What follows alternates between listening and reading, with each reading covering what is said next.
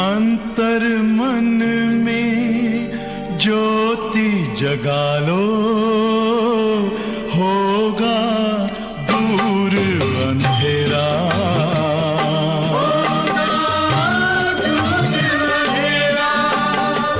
शिव का कर लो ध्यान, आ रहा पावन पुण्य सवेरा।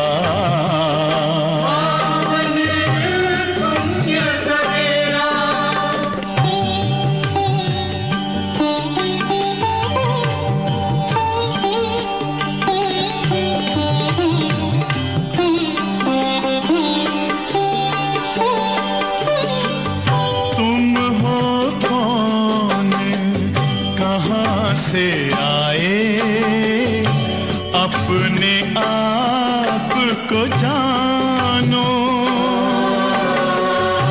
राजयोग के द्वारा अपना परम पिता पहचानो।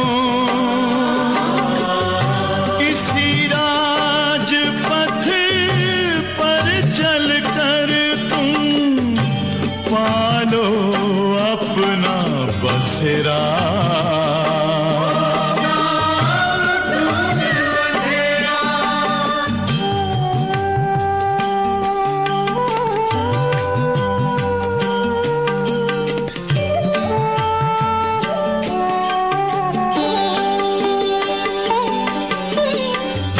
तुम हो आत्मा तन से न्यारे, परमात्मा को प्यारे।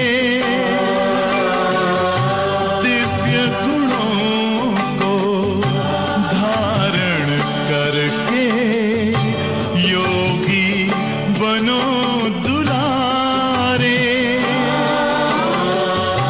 ज्योति बिंदु ही तोड़ेगा ये माया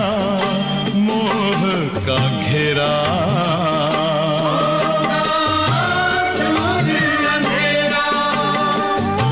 अंतर मन में ज्योति जगा लो, होगा दूर अंधेरा।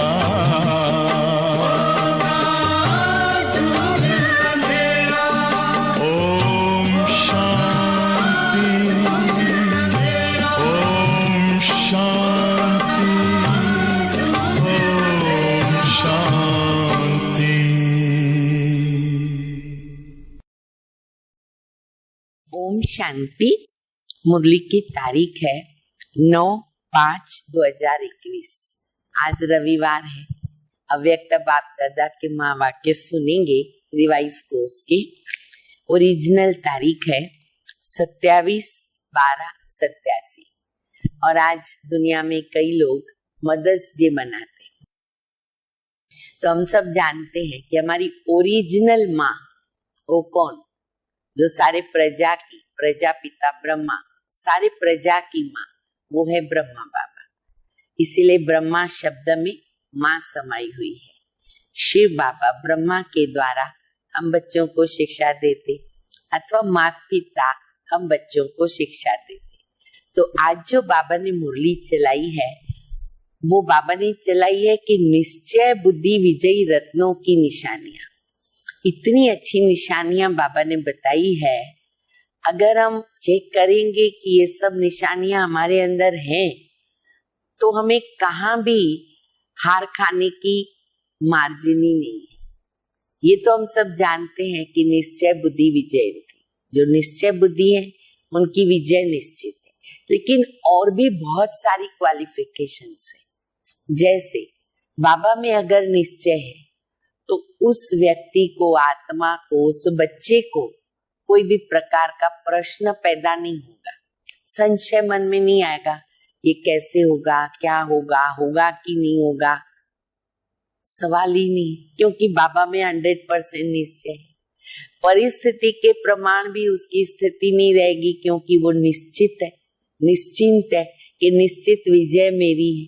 बेफिक्र बादशाह होगा, उसको कोई प्रकार का ऐसा फिक्र नहीं, क्योंकि बाबा सारथी है, साथी है, विजयी बनाने वाला वो है। तो बाबा ने कई क्वालिफिकेशंस आज मुरली में बताई है। हम बहुत ध्यान से सुनेंगे, अपनी चेकिंग भी करेंगे कि मेरे अंदर इसमें से सारी क्वालिफिकेशंस हैं या कितनी है। अगर कमी पेशी है तो उसको हमें भरना है। तो मुरली का सार है कि निश्चय बुद्धि विजयी रत्नों की निशानी। आज बाप दादा अपने चारों ओर के निश्चय बुद्धि विजयी बच्चों को देख रहे हैं। हम सब कौन बैठे हैं बाप दादा के सामने? विजयी रत्न, निश्चय बुद्धि। सब 100% निश्चय बुद्धि है ना? कोई कुछ कम परसेंटेज है किसी की? नहीं। हर एक बच्चे के निश्चय की निशानियां देख रहे। निश्चय की विशेष निशानियां अभी हम नोट भी कर सकते हैं, या बाद में भी आप मुरली को फिर से पढ़ करके उसको नोट कर सकते हैं। नंबर 1, पहली निशानी, जैसा निश्चय वैसा कर्म। वाणी में हर समय चेहरे पर रूहानी नशा दिखाई देगा। बाप दादा कह रहे, जैसा निश्चय वैसा कर्म, वाणी, और हर समय चेहरे पर रूहानी नशा दिखाई देगा। नंबर 2, हर कर्म संकल्प में विजय सहज प्रत्यक्ष फल के रूप में अनुभव होगी। संकल्प में भी और कर्म में भी इजीली, सहजता से विजय का अनुभव होगा। किसको? निश्चय बुद्धि बच्चों को। तीसरी बात, अपने श्रेष्ठ भाग्य, श्रेष्ठ जीवन व बाप और परिवार के संबंध संपर्क द्वारा 1% भी संशय, संकल्प मात्र भी नहीं होगा। बाबा कहते श्रेष्ठ भाग्य, श्रेष्ठ जीवन, बाप और परिवार संबंध संपर्क द्वारा 1% संकल्प मात्र भी संशय नहीं होगा। नंबर 4, क्वेश्चन मार्क समाप्त। निश्चय बुद्धि आत्मा माना क्वेश्चन मार्क समाप्त। हर बात में बिंदु, हम भी बिंदु हैं, तो बिंदु बनकर बिंदु लगाने वाले। 1 सेकंड में बिंदु, पास्ट इज पास्ट। 1 सेकंड, बाबा कहते हैं ना, अभी कोई बात सामने आती है, अगर उसको भूलने के लिए 1 मिनट भी लगता है ना, तो वो 1 मिनट भी ज्यादा है। बात गई, रात गई, आगे बढ़ते चलो। तो बिंदु समझ बिंदु लगाने वाले हैं निश्चय बुद्धि बच्चे। नंबर 5, निश्चय बुद्धि हर समय अपने को बेफिक्र बादशाह सहज स्वतः अनुभव करेंगे। बेफिक्र बादशाह, सतयुग में तो हम राज्य करेंगे, बादशाह कहलाएंगे, पर यहाँ पर उनसे भी बढ़कर के बड़े राजा बनते बेफिक्र बादशाह। अर्थात बार बार स्मृति लाने की मेहनत नहीं करनी पड़ेगी। मेरा साथी कौन है, मेरे साथ बाबा है, मेरी विजय होनी चाहिए, अपने ऊपर मेहनत नहीं करनी पड़ेगी। मैं बादशाह हूं, ये कहने की भी मेहनत नहीं करनी पड़ेगी, लेकिन सदा स्थिति के श्रेष्ठ आसन सिंहासन पर स्थित है। अब मान लो कोई बादशाह है, अपने सीट पर सेट रहता है, अब उसको याद करना पड़ता है क्या कि मैं बादशाह हूं, मैं बादशाह हूं? नहीं, नेचुरल स्वतः ही स्मृति रहती है और उस नशे में, उस स्वमान में रहते हैं। तो बाबा कहते हैं कि उन बच्चों को ये याद नहीं करना पड़ता कि मैं बादशाह हूं, नेचुरल स्थिति भी रहती है। तो अपने सिंहासन पर वो स्थित रहते हैं। जैसे लौकिक जीवन में कोई भी परिस्थिति के प्रमाण स्थिति बनती है। लौकिक जीवन का अनुभव आज हम लोगों को भी देखते हैं। जैसी परिस्थिति वैसी स्थिति, परिस्थिति अच्छी तो स्थिति अच्छी, अगर परिस्थिति बराबर नहीं है स्थिति डगमगा जाती है। तो परिस्थिति के आधार पर स्थिति है, चाहे दुख की चाहे सुख की, उस स्थिति की अनुभूति में स्वतः ही रहते हैं। बार बार मेहनत नहीं करते हैं कि मैं सुखी हूं व दुखी हूं। तो बेफिक्र बादशाह की जो स्थिति का अनुभव है ना, वो भी स्वतः और सहज होता है। अज्ञानी जीवन में परिस्थितियों के प्रमाण स्थिति बनती है, लेकिन शक्तिशाली अलौकिक ब्राह्मण जीवन में परिस्थिति के प्रमाण स्थिति नहीं बनती। अगर हमारी भी इसी प्रकार रहे कि जैसी परिस्थिति वैसी स्थिति, तो फायदा क्या? ये तो लौकिक वालों का काम है, उनके अंदर वो शक्ति नहीं है कि परिस्थिति कैसी भी हो हमारी स्वस्थिति डगमगा न जाए। वो तो हम बच्चे बाबा की मदद से अपनी स्वस्थिति बना करके चलते हैं। तो बाबा कहते हैं कि अलौकिक ब्राह्मण जीवन में परिस्थिति के प्रमाण स्थिति नहीं बनती, लेकिन बेफिक्र बादशाह की स्थिति व श्रेष्ठ स्थिति बाप दादा द्वारा प्राप्त हुई नॉलेज की लाइट माइट के द्वारा, याद की शक्ति द्वारा, जिसको कहेंगे कि ज्ञान और योग की शक्तियों का वर्षा जो बाप द्वारा मिलता है।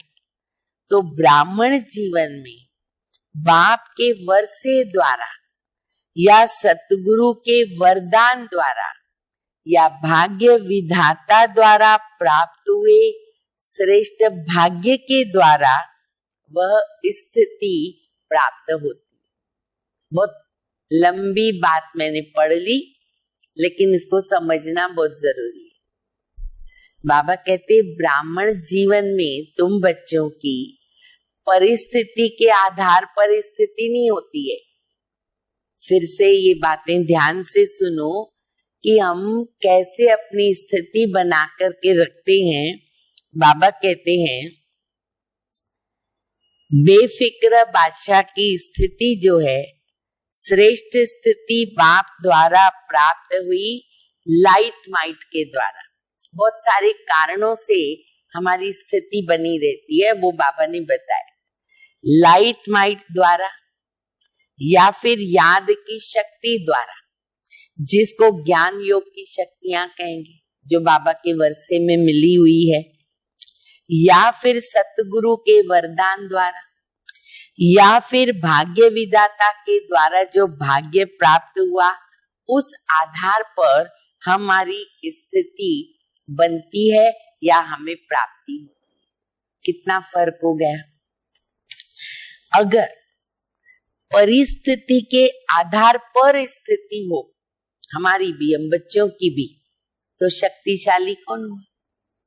परिस्थिति शक्तिशाली हो जाएगी ना, जिसने अपने वश में किया।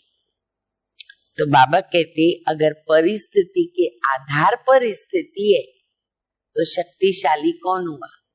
अब ये चेकिंग करें।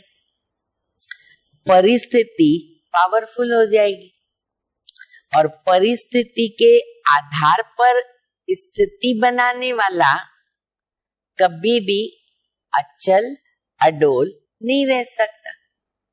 परिस्थिति के आधार पर मेरी स्थिति है, सब चेक करो, अंदर ही अंदर अपना मनन चिंतन करो, देखो कि मेरी परिस्थिति के आधार पर स्थिति चेंज तो नहीं होती है, या कैसी भी परिस्थिति हो, पर मैं अपनी स्वस्थिति बाबा की शक्तियों द्वारा, वरदान द्वारा, जो मुझे श्रेष्ठ भाग्य मिला है उसके द्वारा मैं अपनी स्थिति में स्थित रहता हूँ और मेरी परीक्षा को पार करता हूँ, पास हो जाता हूँ।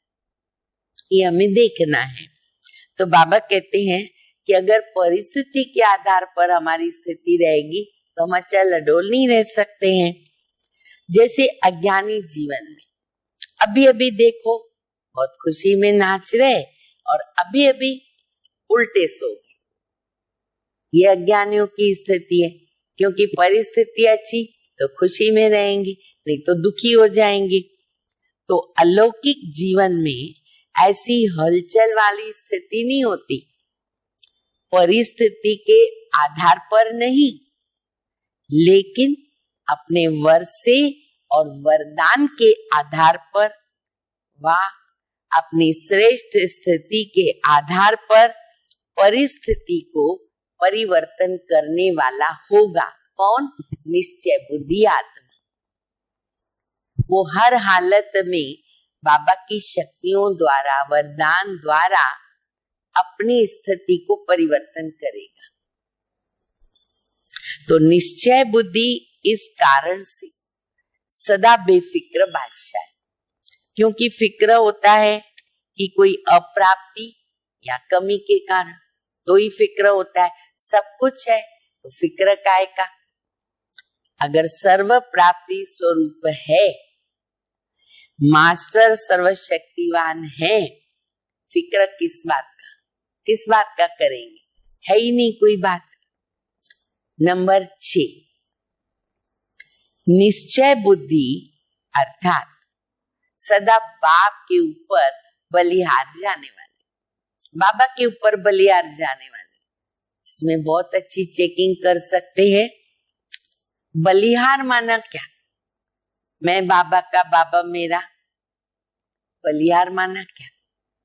बलिहार माना सर्वंश समर्पित, मेरा कुछ भी नहीं, मन बुद्धि संस्कार जो कुछ भी है सब बाबा का, सर्वंश समर्पित, सर्व वंश सहित समर्पित।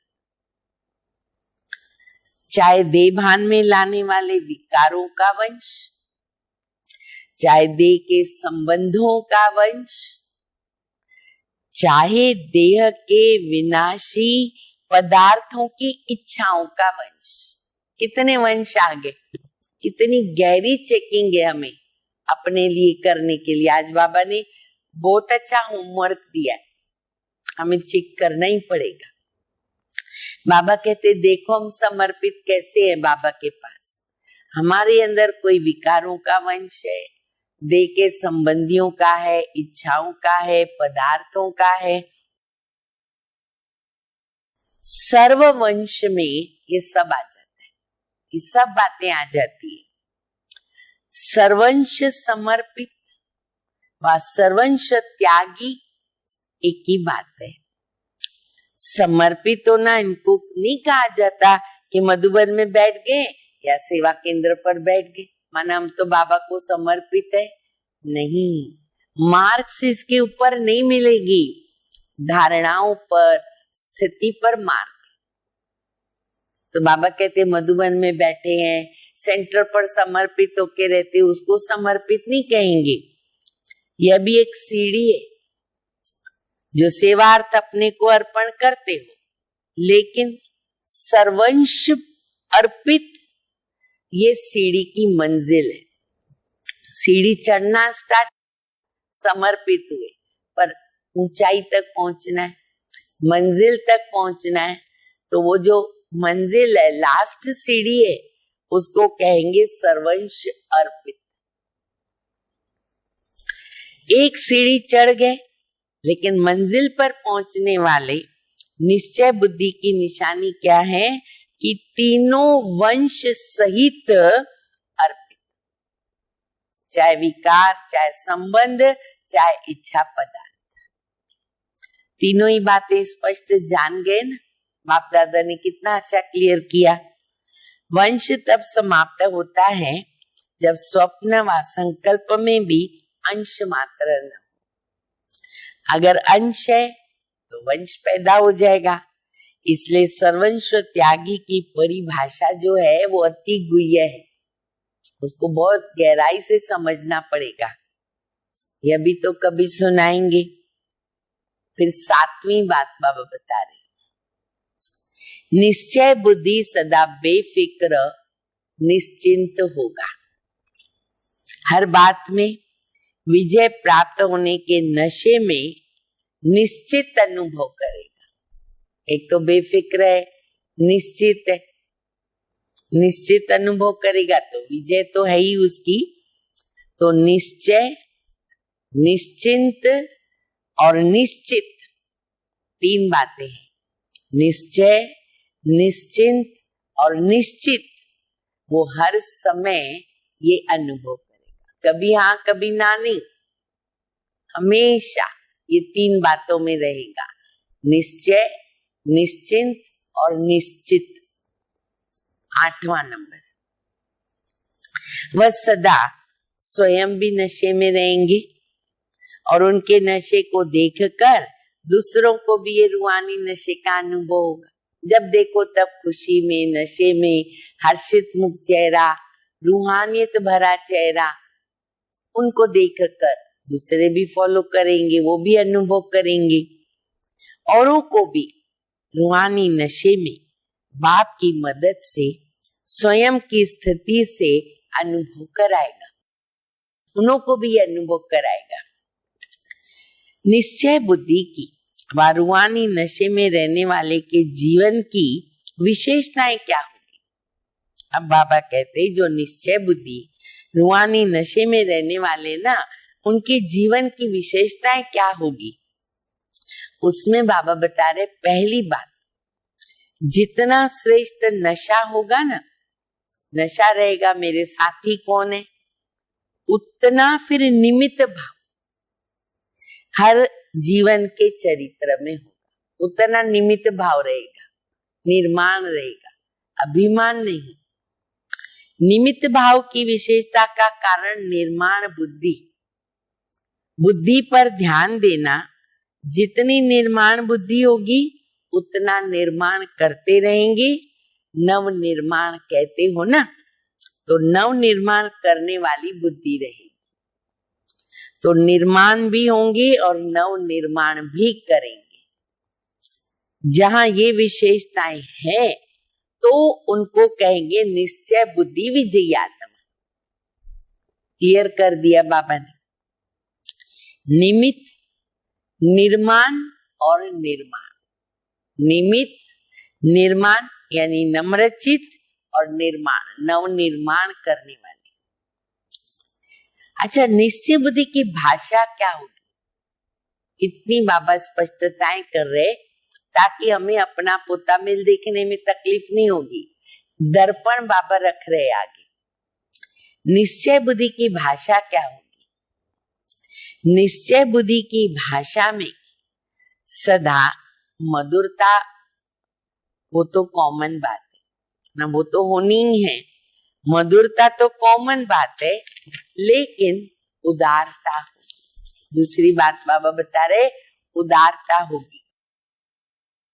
उदारता का मतलब सर्व आत्माओं के प्रति आगे बढ़ाने की उदारता। पहले आप, मैंने, दूसरों को आगे बढ़ाने में ईर्ष्या द्वेष नहीं, पहले आप सबको आगे बढ़ाएंगे, मैंने। उदारता अर्थात दूसरे को आगे रखना। जैसे ब्रह्मा बाबा ने सदैव पहले किसको रखा? जगदम्बा को और बच्चों। हर बात में माताएं, जगदम्बा व बच्चों को रखा। मेरे से भी तीखी जगदम्बा है, मेरे से भी तीखे ये बच्चे हैं। ये उदारता की भाषा है। अब ये भाषा भी चेक करें मेरे अंदर, ये भाषा कहाँ तक धारण हुई है। जहां उदारता है, स्वयं के प्रति आगे रहने की इच्छा नहीं, वहां ड्रामा अनुसार स्वतः ही मन इच्छित फल प्राप्त हो ही जाता है। खुद अगर इच्छा मात्र अविद्या बन गए, दूसरों को आगे बढ़ाते गए, तो हमारी इच्छाएं ऑटोमेटिक पूरी हो जाती है। शुभ इच्छाएं, यथार्थ इच्छाएं। जितना स्वयं इच्छा मात्र अविद्या की स्थिति में होते, उतना बाप और परिवार अच्छा योग्य समझ करके ना उनको पहले रखते हैं। ऑटोमेटिक मान मिलता, सम्मान मिलता। तो पहले आप मन से कहने वाले, पहले आप मन से कहने वाले पीछे नहीं रह जाते। भाई हम इनको आगे करेंगे, हम तो पीछे रह जाएंगे, ये और आगे बढ़ जाएंगे। बाबा कहते वो कभी पीछे नहीं रहते, पर उदारता के साथ, शुभ भावना, शुभ कामना के साथ आगे बढ़ाना। वह मन से पहले आप कहता, तो सर्व के द्वारा पहले आप वो खुद ही हो जाते। दिल से, मन से, अंदर जिगर से दूसरों को आगे बढ़ाता है। पहले आप, पहले आप। तो बाबा कहते वो खुद तो पहले आप हो ही जाते। तो पहले आप ये मन से कहने वाले पीछे रह ही नहीं सकते। लेकिन इच्छा वाला नहीं, सूक्ष्म में इच्छा रहेगी तो नहीं। तो निश्चय बुद्धि की भाषा सदा उदारता वाली भाषा, संतुष्टता वाली भाषा और सर्व के कल्याण की भाषा। जबरदस्ती भी नहीं, ईर्ष्या में भी आगे पीछे नहीं करना। उदारता, शुभ भावना, शुभ कामना, कल्याण की भावना। ऐसी भाषा वाले को कहेंगे निश्चय बुद्धि विजयी। निश्चय बुद्धि तो सभी हो ना, क्योंकि निश्चय ही तो फाउंडेशन है। अब कितने निश्चय बुद्धि है वो आज आप लोग देख लो, हम सभी अपने को देखेंगे हमारा नंबर किस में आता है। बहुत बाबा ने अच्छी तरह स्पष्ट करके बताया है। लेकिन जब परिस्थितियों का, माया का, संस्कारों का, भिन्न भिन्न स्वभावों का तूफान आता है, तब मालूम पड़ता है निश्चय का फाउंडेशन कितना मजबूत है। कैसे पता चले? देखो, बिल्डिंग अच्छी तरह नींव पक्की किया, लेकिन मजबूत कितनी है जब तूफान आते, भूकंप होता, हवाएं लगती है, तो पता चलता है भाई इसको कोई प्रभाव नहीं पड़ा। और अगर नींव पक्की नहीं होगी तो गिरने का रहता है। तो बाबा कहते हैं कि तब तो पता चलता है जब तूफान आते। जैसे इस पुरानी दुनिया में भिन्न भिन्न प्रकार के तूफान तो आते हैं ना, कभी वायु का आता है, कभी समुद्र का आता है, ऐसे यहाँ भी भिन्न भिन्न प्रकार के ना तूफान आते हैं। अब तूफान क्या करता है, ये बहुत बात ध्यान से सुनो, बहुत अच्छा स्पष्ट मिसाल बाबा ने दिया है। तूफान क्या करता है जब आता है? तो पहले उड़ाता है, फिर फेंकता है। पहले उड़ाता है, लोग समझते अरे वाह हम तो उड़ रहे, मौज है हमको, लेकिन फिर धड़ाम देके गिराता है, वो हम भूल जाते हैं। पहले उड़ाता है, फिर गिराता है। तो यह तूफान भी पहले अपनी तरफ मौज में उड़ाता है, पता ही नहीं चलता है ये माया है, उड़ा रहा है, मैं धड़ाम देके गिरूंगा या गिरूंगी। अल्पकाल के नशे में ऊंच ले जाता है, क्योंकि माया भी जान गई है कि बिना प्राप्ति ये मेरी तरफ तो होने वाला है नहीं, मैं उसको थोड़ी प्राप्ति कराऊं, मौज का अनुभव कराऊं तो वो खींचेगा मेरे पास। तो पहले आर्टिफिशियल प्राप्ति में ना ऊपर उड़ाती है माया, मौज कराती, ऊपर उड़ाती है, फिर नीचे गिरती कला में लेके आती। इसलिए बहुत ध्यान देना है। नहीं समझ में आता है जब बड़े लोग बोलते हैं ना कि आपके पास माया है, ये ठीक बात नहीं है, तो मान लेना चाहिए। बाबा कहते माया बड़ी चतुर है। तो निश्चय बुद्धि की नजर जो है ना वो त्रिनेत्री होती है। अब और विशेषता, 9वां 10वां 11वां जो भी नंबर हो, निश्चय बुद्धि की नजर त्रिनेत्री होती है। तीसरे नेत्र से तीनों कालों को देख लेते हैं, इसलिए कभी धोखा नहीं खा सकते। वो कभी धोखा नहीं खाएंगे, आगे पीछे वो देखता है। तो निश्चय की परख कब होगी? तूफान के समय। ऐसे तो बोलना बड़ा सहज है, हाँ मेरे को बाबा में 100% निश्चय है, पक्का निश्चय है, एक मेरा शिव बाबा दूसरा न कोई। लेकिन पता तब चलता है जब परिस्थिति आती है, तूफान आता है, उसमें हम कैसे पास हुए, हमारी स्थिति क्या बनी रही। जैसे तूफान बड़े बड़े पुराने वृक्ष के फाउंडेशन भी उखाड़ देता है, बड़ा तूफान आता है तो ये माया के तूफान भी निश्चय के फाउंडेशन को उखाड़ने की कोशिश करते हैं, लेकिन रिजल्ट में उखड़ते कम है, हिलते ज्यादा है। कौन? जो पक्के फाउंडेशन वाले होते हैं। भले हिलेगा, झाड़ हिलेगा, निश्चय नींव पक्की है, गिरेगा नहीं। हिलने से भी फाउंडेशन कच्चा हो जाता है। तो ऐसे समय पर अपने निश्चय के फाउंडेशन को चेक करो। जब परिस्थितियां आती, तूफान आते, फाउंडेशन चेक करो। वैसे कोई से भी पूछेंगे निश्चय पक्का है, तुमको बाबा में निश्चय पक्का है, तो कहेंगे हाँ, बहुत अच्छा भाषण कर देंगे, कितनी अच्छी तरह बताएंगे। अच्छा भी है, चलो अच्छा भी है निश्चय में रहना तो निश्चय में है, लेकिन समय पर अगर निश्चय हिलाता भी है तो निश्चय का हिलना अर्थात जन्म जन्म की प्रारब्ध से हिल जाना, कितना बड़ा नुकसान हो जाएगा। अगर बाबा के निश्चय में हम हिल गए तो जन्म जन्मांतर के भाग्य से हिल गए।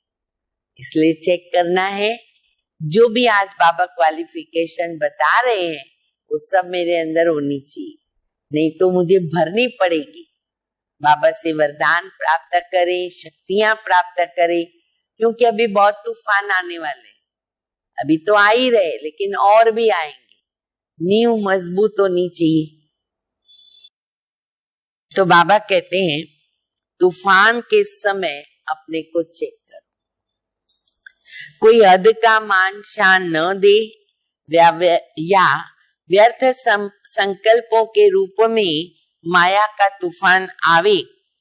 जो चाहना रखते हो वह चाहना अर्थात इच्छा पूर्ण न हो, ऐसे टाइम पर जो निश्चय है कि मैं समर्थ बाप की समर्थ आत्मा हूँ, वह याद रहता है या फिर व्यर्थ समर्थ के ऊपर विजय प्राप्त कर लेता है।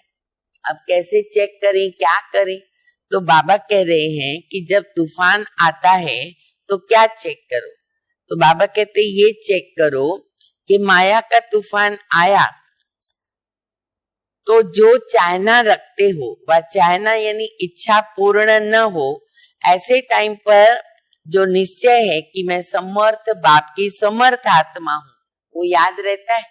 वो याद रहेगा तो विजयी बनेंगे, नहीं तो व्यर्थ जो है वो समर्थ के ऊपर विजय प्राप्त कर लेगा। अगर व्यर्थ विजय प्राप्त कर लेता है तो निश्चय का फाउंडेशन हिलेगा ही। समर्थ के बजाय अपने को कमजोर आत्मा वो अनुभव करेगा। माया ने जीत पा ली तो वो आत्मा क्या फील करेगी? मैं कमजोर हूं। दिल शिकस्त हो जाएंगे। अभी नेचुरल है, हार हो गई, प्राप्ति जो चाहते थे वो नहीं हुई हमारी कमी के कारण, तो क्या हो जाता है? गिल्टी में आ जाते, दिल शिकस्त हो जाते हैं। इसलिए कहते हैं कि तूफान के समय अपने को चेक करो। बाबा कहते ये मेन बात, तूफान के समय खुद को चेक करो, परीक्षा के समय हद का मान शान, मैंपन रूहानी शान से हमको नीचे लाता है, सारी गड़बड़ करता है मैंपन, जो देह अभिमान के कारण आता है, नीचे लेके आता है। हद की कोई भी इच्छा मात्र अविद्या के निश्चय से हमको नीचे ले आती, इसलिए हद की इच्छाओं को अभी समाप्त करें। कोई हद की इच्छा मन के अंदर पैदा ही न हो। तो निश्चय का अर्थ ये नहीं है कि मैं शरीर नहीं, मैं आत्मा हूं, माना मैं पक्का निश्चय बुद्धि हो गई। लेकिन कौन सी आत्मा हूं? मैं आत्मा हूं यहाँ तक नहीं, मैं कौन सी आत्मा हूं? वो नशा, वह स्वमान समय पर अनुभव हो तो इसको कहते निश्चय बुद्धि विजयी आत्मा। अब चेक करेंगे ना आज सभी। कोई पेपर है ही नहीं, कोई पेपर है ही नहीं और कहे अरे मैं तो पास हो गया, तो उसको कौन मानेगा? परीक्षा दिया नहीं, मैं तो नंबर 1 हूं, कौन मानेगा? सर्टिफिकेट तो चाहिए ना। कितना भी कोई पास हो जाए, डिग्री ले लेवे, जब तक सर्टिफिकेट नहीं मिला उसकी कोई वैल्यू नहीं। सर्टिफिकेट हाथ में चाहिए। पेपर के समय पेपर देकर के पास हो, सर्टिफिकेट लेवे। सर्टिफिकेट किससे लेंगे? बाप से, परिवार से। सर्टिफिकेट बाप से, परिवार से लेंगे, तब उसको कहेंगे निश्चय बुद्धि विजयी आत्मा। समझा? तो फाउंडेशन को भी चेक करो, फाउंडेशन को चेक करो। फाउंडेशन निश्चय बुद्धि की विशेषता तो सुनी ना, अच्छी तरह बाबा ने बताई।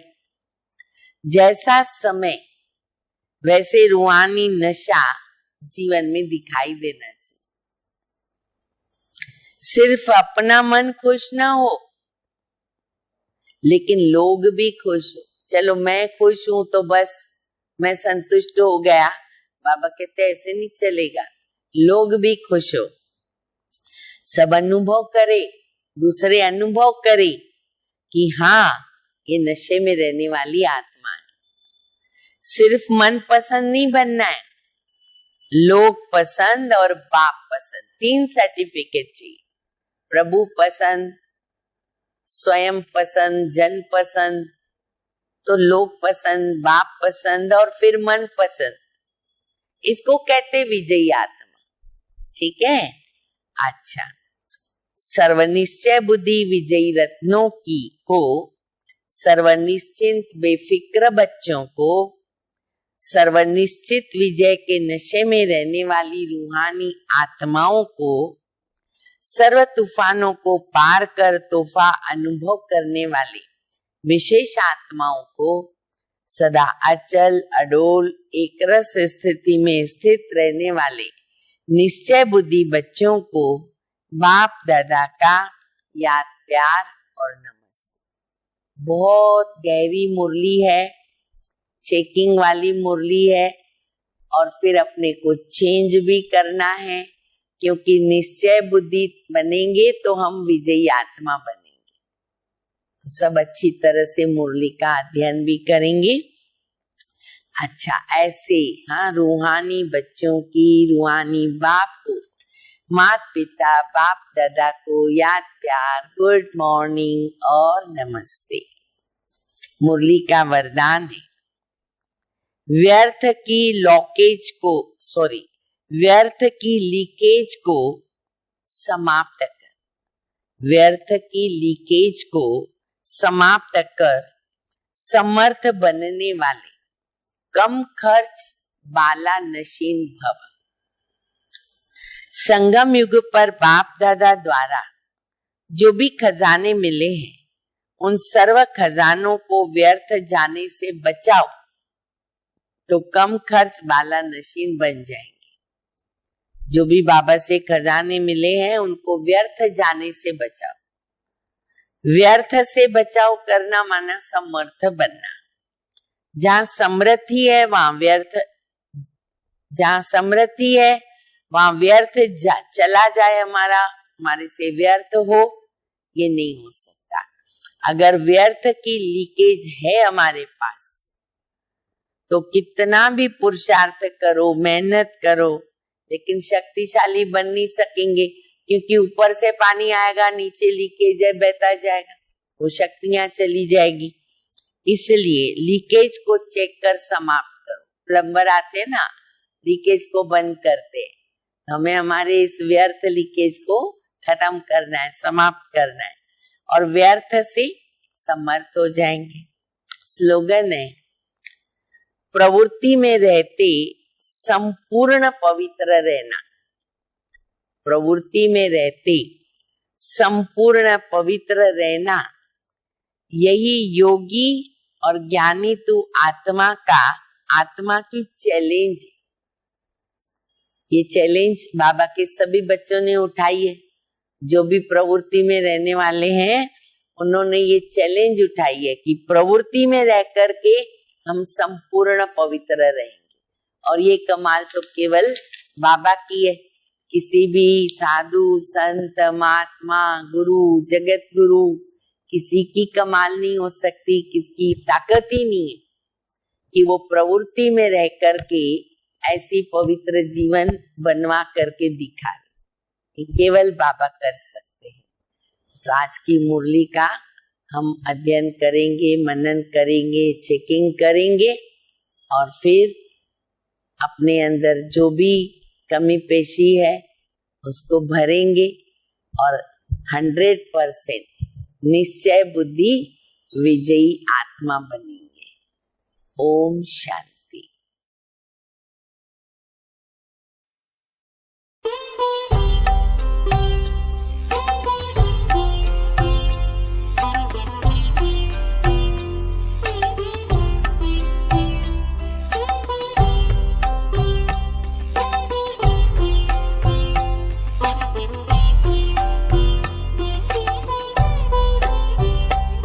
जो जिंदगी हमारी अमानत बाबा तुम्हारी, ये जो जिंदगी हमारी अमानत बाबा तुम्हारी, ये जो जिंदगी हमारी अमानत बाबा तुम्हारी।